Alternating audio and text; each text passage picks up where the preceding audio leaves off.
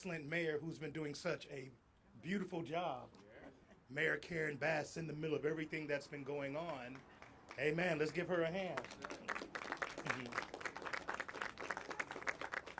Asked me to have a few words. So when the occasion and the circumstances call upon you to stand up and to speak out, you have to stand up and speak out.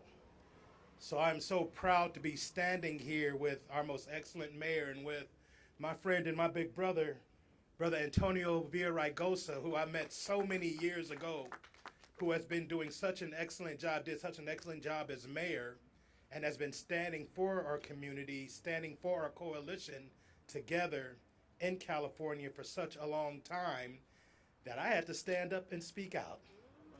And you can't stay on the sidelines and just sneak out and enjoy the benefits of being close to those who've done such a good job. You have to stand up and speak out.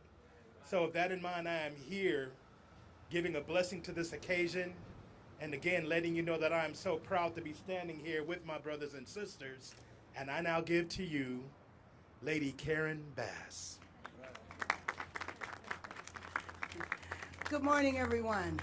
It is definitely a pleasure and an honor to be here to carry out a tradition in the African American community where we meet here at the LA Sentinel with Danny Bakewell, Senior, Danny Bakewell Jr. We come together in a prayer breakfast. We come together to talk about community issues. We come together to talk about candidates, people who are running for office. This was a very easy time to come together, and I will tell you that all of the people standing behind me represent numerous churches throughout South LA. You have the leadership of the faith community who is no stranger to Antonio Villaraigosa. We have known Antonio for decades. We have worked with him for decades on many issues that are critical to this community. I remember when he first ran for mayor, his headquarters was right down the street, and this community was very, very much engaged. For me, this is a special moment. I know I have stood at a podium endorsing my brother from another mother on numerous occasions because, in fact, we have known each other and worked together our entire adult lives. Many, many years before we ever thought that we would one day be elected officials. But when we were fighting on issues that were common to South LA and to East LA, we have always believed that the way you bring about change is you do it together. You build coalitions because our issues and our problems are similar. The people that are standing behind me here today representing the faith community understand that coalitions and working together is the way you bring about change. I think about his years in office when he joined the California State Assembly, when he became Speaker of the Assembly and brought in Healthy Families, which was a health care plan for children in our community years and years before the Affordable Care Act. I remember when he was mayor and we talked about public transportation, and you remember that, Danny, when we said we needed to have a subway down Crenshaw that today is called the K-Line. I remember his leadership when it comes to the environment and the clean tech incubator that we have here in Los Angeles today. And so as I have served as mayor over these last 3 years, I have learned of many more accomplishments that he has had. And I know that as California's next governor, you were talking about somebody who knows the legislature, who knows the legislative process, who knows how to build relationships, who knows our city. And I think as we are in this crossroads in our country, not knowing exactly where we're going to go with what is happening in Washington, we need a leader like Antonio Villaraigosa to be the next governor of California. Thank you.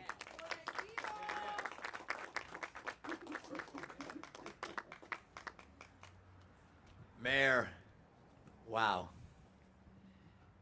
Like she said, she didn't give the number. I like giving the number. 52 years we met. We've been working together across this town focused on the issues that people care about. Safe streets, clean neighborhoods, fair distribution of resources. We've stood up together decade after decade, and I couldn't be prouder to have been one of her first endorsements for mayor. Actually, one of her first endorsements for every office she's ever run. And the same is true for me. You see, we are like brother and sister. We've always understood that together we're stronger. Not just us as individuals, but the communities we represent. Let me also acknowledge the Mayor of Compton's in the house, Emma Sharif. Emma, thank you for your endorsement. President of the Council is here. Marquise Harris Dawson, thank you. The council members, Hutt and Price, are here with us today. Thank you for your friendship. But the pastors are here with us as well. And let me tell you, I've been to many a church in South LA, on the east side. I've been to synagogues, and I've been to churches in the valley. But there is no stronger community of faith leaders than South LA. That's a fact. Bishop Noel Jones is in the house, everybody. Reverend Shaw is in the house. First AME and the First Lady, Lady Shaw as well. Tullis and Smart and all of the pastors who are here with me today, thank you. Thank you for your friendship. I'm going to need that friendship. I'm going to need the hard work of convincing people that we can't give up on government. We can't live in fear of this threat to our democracy that we see going on right now. And so, Danny, thank you. Sentinel's in the house. A newspaper we trust. Oh, well, why don't you say that? And we too endorse Mayor, about to be Governor, Antonio Villaraigosa. Danny Jr.'s here and all of the folks. Thank you. It's good to see a number of you who I've known for a very long time. But let's be clear. This isn't just about friendship. We aren't here today because we're all friends. We're here today because these times are difficult. We face big challenges in this state. We need a broad coalition of people in this state to take on those challenges. And I've said, to whom much is given, much is expected. I'm here today, and that's why I'm so proud to be here with all of you. I'm here today because there was a Civil Rights Act. I'm here today because there was a Voting Rights Act. I'm here today because people fought to open up this country to us. To you, Mayor Bass, to me. But they didn't just say, we want to open up the country. We want you to lead us and unite us right now in these tough times. I don't have to tell you, in my lifetime, I've never seen military-style raids in this town or any town in the United States of America. I've never seen people covered up like the Klan from head to toe. I've never seen unidentified so-called law enforcement come in with assault weapons, flashbang grenades, dividing children from their mothers in hospitals and schools. I say no. I say no to this threat to our democracy. I say no. And I join you, Mayor, your leadership, your courage. You have stood up day after day after day and say, we will not tolerate these raids in this town or any town. But I'm running for governor. And I think we all know these great problems we face didn't all start with the man in the White House. He's made them worse. Tariffs or taxes, everybody. The price of school supplies is up 20%. Taxes, tariffs, they're one and the same. We need the next governor to focus on the challenges we face that we've created. And I've said to people, it starts with safe neighborhoods. Every neighborhood deserves safety. When I was mayor of this town, LA was one of the most violent big cities in the country. By the time we left, we had a 50% drop in violent crime. And everybody likes to talk that I grew the police department, and I did. We took guns off the streets, but we did prevention programs, intervention programs, summer night lights. Parks were open all over South and LA and the East Side and the Northeast Valley. We invested in after-school programs and summer youth jobs because we believe when you give somebody, when you invest in them, when you educate them, when you train them, they'll go on to be productive. We need someone to say, we need schools that are shining examples of what our democracy and what our dream is all about. When I was mayor, LA had a 44% graduation rate. 1 out of 3 schools were failing. By the time we left, a 60% increase in the graduation rate. San Fernando Valley was talking about secession. They ain't talking about that anymore. We focused on improving the quality of our schools. I pledge to you, Mayor, I'm going to work with you to rebuild the Palisades and work with the other mayors to rebuild Altadena. We'll take on this insurance crisis that we have. We'll work hand in hand with you to address the homelessness we have in this town, which we ought to be ashamed of, every one of us, because it's not just here in this town, it's in every town in California. You see, we're the 4th largest economy in the nation with the highest effective poverty rate because of the cost of living. So everywhere I go, I'm going to say affordability is the #1 issue we're facing. People working hard every day, every single day, and they can't make ends meet. It used to be home ownership was part of the American dream.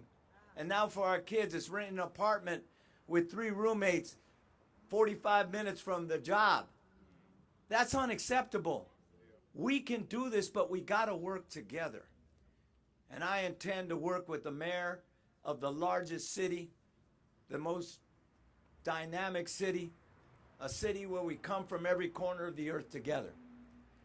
And we will challenge what's broken, and the best way to challenge it is with a proven problem solver. One thing about me, everybody, and you've heard a few people say it, this is not my first rodeo. I've been here before. I've gotten on the horse and I've gotten thrown off, and I've gotten back on again. And you're going to see a man who's going to roll up his sleeves and work with everybody. Work with everybody to move us forward. We balanced budgets when I was speaker. We balanced budgets and left this town on a sound financial footing when I was mayor, and we'll do it again. So again, Mayor, thank you for your friendship. But I know it's not just about friendship. It's about a common vision for this city and this state. A vision where we're all included. A vision where we're all sitting at God's table. A vision where we say we got to grow together, we got to be together, and we got to restore the luster to the dream. Thank you so much, everybody. Ahora unas palabras en español. Creo que hay estaciones de habla hispana. Quiero dar las gracias a la alcaldesa por su amistad, por todo que ha hecho durante los años, esta coalición que hemos tenido, esta amistad que hemos tenido. Quiero también decir a todos los pastores que están aquí con nosotros, gente de fe, gente que entiende lo que está pasando ahorita en los Estados Unidos, aquí en Los Ángeles, no es aceptable. Entendemos que estas deportaciones militares Nunca lo hemos visto en la historia de los Estados Unidos en mi vida.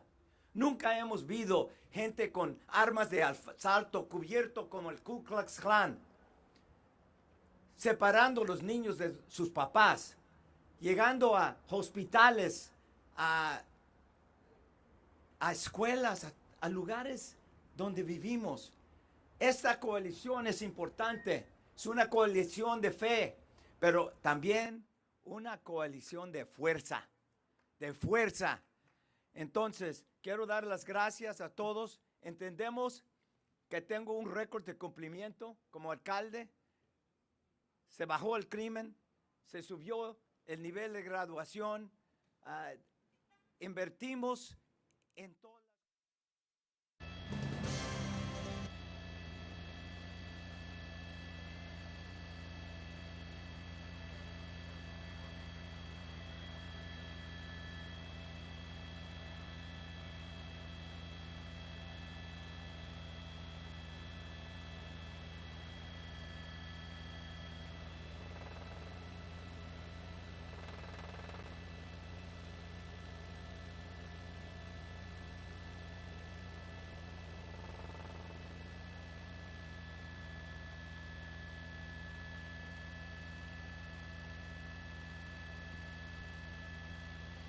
Be a trip to be standing out on those things.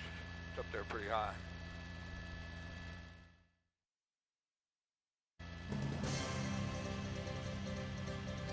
Mitchell Hurd, the leader of the Los Angeles Urban League, Pastor James McKnight, Congregation Church of Christian Fellowship, Pastor Bloodsoe, Calvary Baptist Church, Pastor Carter, Christ Full Missionary Baptist Church, Robert Salcedo, Community Build, Bishop Noel Jones, City of Refuge, First Lady Loretta Jones, City of Refuge, Pastor Johnson, Harmony Missionary Baptist Church, the Community College District, Nichelle Henderson, Patrice McKenzie, LAUSD Chief of Staff, Board District 1, but also Board of Education from Pasadena, Belinda Allen, West Angeles, Kevin Sauls, Life Free California and Clergy for Black Lives, Frank Frederick, Clergy for Black Lives, Donald Robinson, President, Baptist Ministers Conference, and Pastor Smart, SCLC.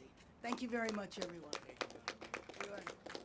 Any questions? Yeah, Mayor Bass, the primary isn't till June. Why did you make the decision now in September to endorse in the governor's race? Well, actually, to be honest with you, I made the decision to endorse the minute Antonio Villaraigosa decided to step in the race. What we're doing today is making it public.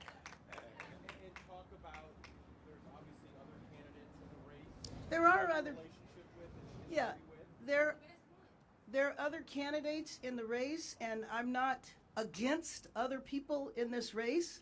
Obviously, we know that there are many people in the race that I have relationships with, but my relationship and work and similarity in terms of perspective and real concrete work that I've done with Antonio Villaraigosa throughout my entire adult life. As I mentioned before, either of us ever imagined being elected officials.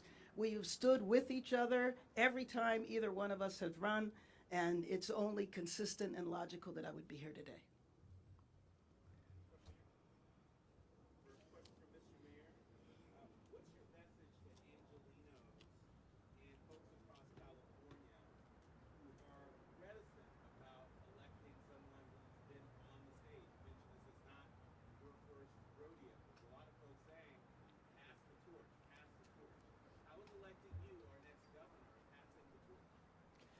Well, I'll tell you, I think what they say is we need somebody who does what they say and says what they do, what they're going to do. And I've been that somebody. I've been a proven problem solver, and I think people are looking for somebody who's done it before. You know, I was on Channel 4 this morning. 5:30 in the morning, I was in the gym. I'm in the gym every single day. I have a youthful spirit. And the one thing I know, this election is about the future.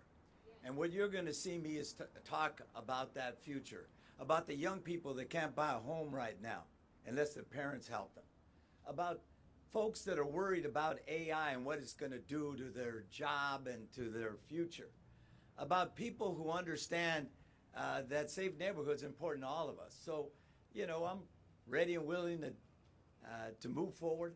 But I think your question doesn't take into account that people want somebody who gets things done. And that's what I am.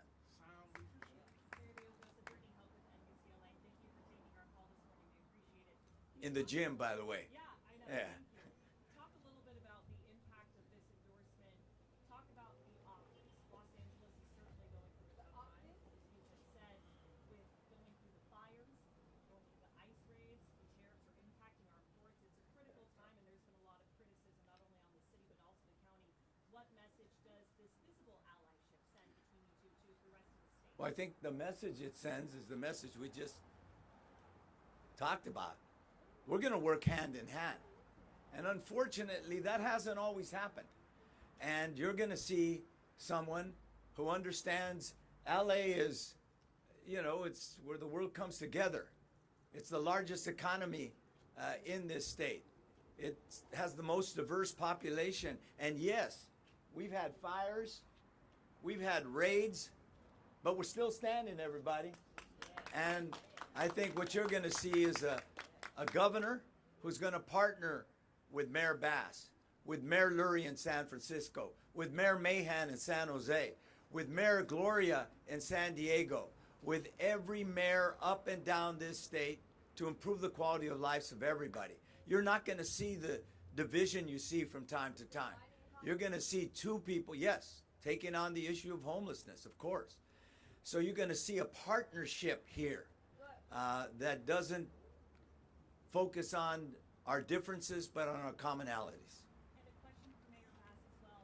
Mayor, are you able to respond to the Supreme Court ruling that came out yesterday? Are you able to give us any insight into any legal action in the courts that the city may be taking already in response? Well, we're trying to examine that now, but I just have to say that it was an egregious decision. It was a shocking decision, because it's interesting that the same court that said you couldn't take race into consideration for college admission basically said you can take race into consideration if you want to randomly arrest people or detain people based on their race. I mean, this is just such a step backwards, and you wonder what's next. Is separate but equal going to be next? So I just think that it was a sad day in U.S. history, and it will go down as such. Yeah. Yes. Villaraigosa, if you can answer in Spanish, what hasn't been done at the state level? A message to the community in LA, Hispanic community, and your community with loved ones that are affected by these raids, not just because of what it means to be detained, but also the economic impact. ¿Qué no se ha hecho en español que usted haría? La verdad es, no quiero apuntar los dedos. I don't want to point fingers at anyone. Pero ¿qué haría usted? Sí, eso es la pregunta. What am I going to do? La verdad es, voy a ir a usar el corte y las leyes nuestras hasta la Corte Suprema. Vamos a decir que vamos a enfocar en la gente que están aquí. Vamos a proveer fondos para la gente que están capturado y arrestado por la migra. Vamos a trabajar con la ciudad, que ha hecho mucho. Este Consejo Municipal ha hecho mucho y vamos a hacer más. La verdad es, mira, este hombre no cree en la democracia. Este hombre cree que puede deportar gente que hasta son ciudadanos, gente trabajando cada día.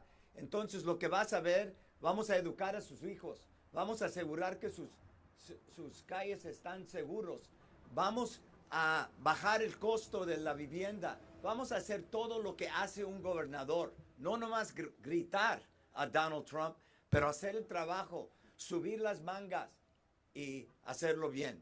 Pero alcalde, ¿no llegó el momento de denunciar, por ejemplo, lo que se refiere a la alcaldesa Vaz, la decisión tomada ayer en la Sí. Corte, en que completamente utilizan el perfil racial, legalizarlo y decir, vámonos contra los latinos, son fair game? Yeah, he said, isn't it time to denounce the court decision, Donald Trump and what he's doing, the best, basically, and you said it so well, Mayor. You said it so well.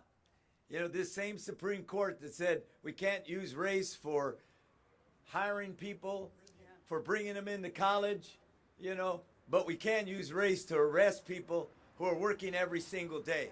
So let me be clear. Y he estado claro. Estamos en contra de estas deportaciones. Estamos en contra de una decisión del Corte Suprema que siempre ha hablado de las libertades y que ha tomado un papel de expandir derechos, no limitarlos. Esta decisión va a ser como uno de los peores en la historia del Corte Suprema. This is going to be one of the worst decisions going down in history. It will be an embarrassment to our democracy. It is an embarrassment to our democracy, but it will be an embarrassment to our children that we would allow people to racially profile, going into neighborhoods, covered up from head to toe, like the Ku Klux Klan, everybody. That's what they look like, except in green uniform. So, unless there's any other questions, I want to thank you. Okay, there is. Well, let me, one more. Oh.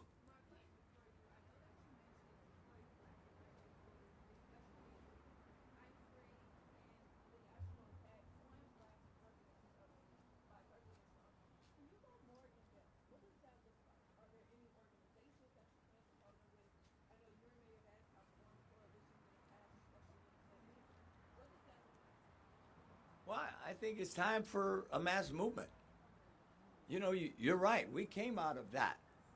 I think it's time for peaceful demonstrations all over this country to say no to a Supreme Court that doesn't believe in civil liberties and human rights. To no to an administration that has threatened our democracy, that doesn't believe in elections and is trying to rig one as we speak. And by the way, let me be clear. That's why I support Proposition 50.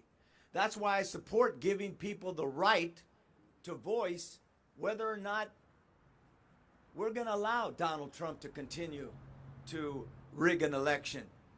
And so let's be clear. We will work together.